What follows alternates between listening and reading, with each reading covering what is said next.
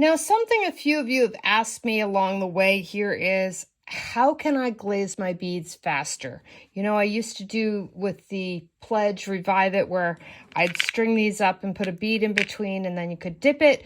Well, some of these products you can't dip. This is Bright Tone. I've moved it into this old candy jar just because Bright Tone comes in a little jar that you have to pry the lid off and it's really hard to get it on and off. And I'm just not really good. I struggle with that. So I just put it in my own container, whatever I have around.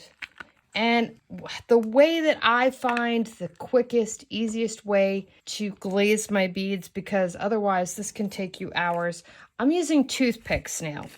But my way of doing it now, since it takes me forever to try to string these, and I have tried to string them and dip them in Bright Tone, and the problem I've found is the bead in between the beads sticks to the bead and gets clogged up, and it's just a mess. It didn't work for me. So I'm finding the toothpick that I just push in the little bit of a hole, and then I just dip it in my glaze and wipe it on the edge of the jar. Just drip it. That seems to give me a perfect glaze. Then this is just some scrap clay, so it holds it straight up. Gives me a perfect way to keep it. So it's just really quick and easy of pushing that toothpick in, giving a little dip, wipe it on the side of the jar. You can also use a brush. I found the brush to almost leave it more marky. It kind of left it streaky. I found it just to be as effective and as quick by wiping it on the jar. And if I happen to get a drip coming down, wait until it dries. It'll stick to the toothpick and then you can file it right off.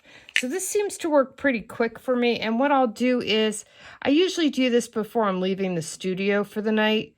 And this way it just dries overnight. So when I come back in the morning, any of the glaze, if it's stuck to the bottom of the toothpick, just pops right out and sticks to the toothpick, and then I can peel it off.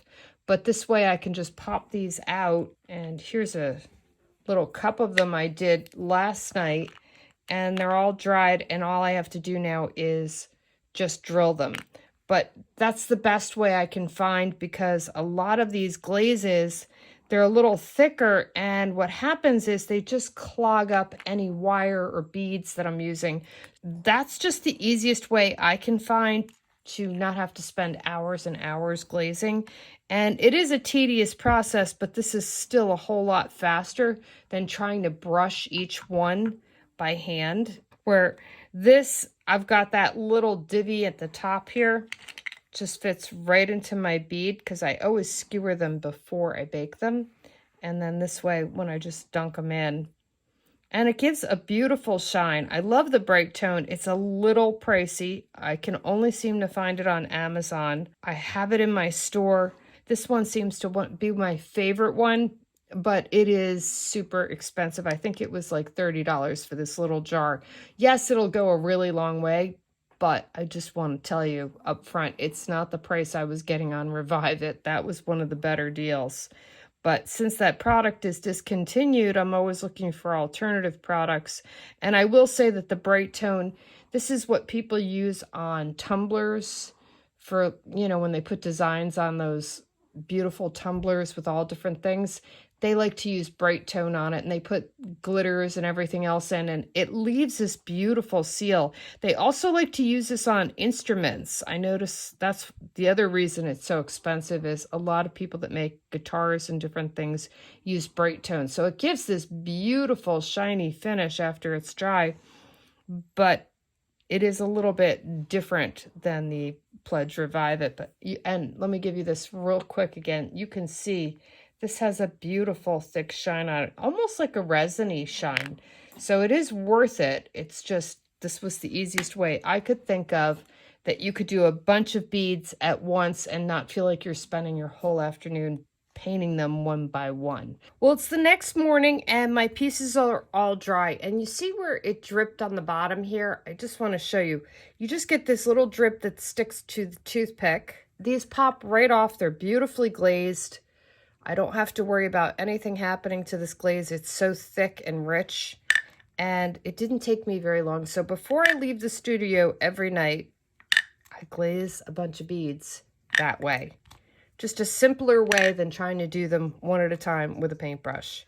And since this all doesn't stick to the clay, it makes it so much easier. So take your extra clay and use that as a stand, and you can knock these off really quickly. Now I have all of these kind of funky little pieces on my toothpicks. There's two ways I can get them off. One is just take a razor and it kind of peels off right on the edge there. I always take my blade, always work away from myself. That takes it off pretty quickly. Or the other way is a nail file, and you can just, this has a little clay on it from the pink clay, but it comes off pretty easily that way. Either way works pretty well. I find the razor's a little bit faster, but depends what floats your boat. But you can see you can quickly restore that toothpick. I throw them back in my jar and just reuse them because it's the quickest way I can think of glazing these beautifully without having to spend hours and hours brushing it on each bead. And this is pretty quick, and I like the fact that I can reuse the toothpicks. They're pretty inexpensive, and I just like using my clay as the base because this way I don't have to buy anything extra. You could buy these at Dollar Tree. I've had these for, I think, 5 years and been reusing them. So it's one of those things that you can just use over and over and just put them back in the jar. You don't need to keep buying stuff. So I hope I gave you some ideas for an easier way you could glaze your beads. Now I'll just drill these and string them up.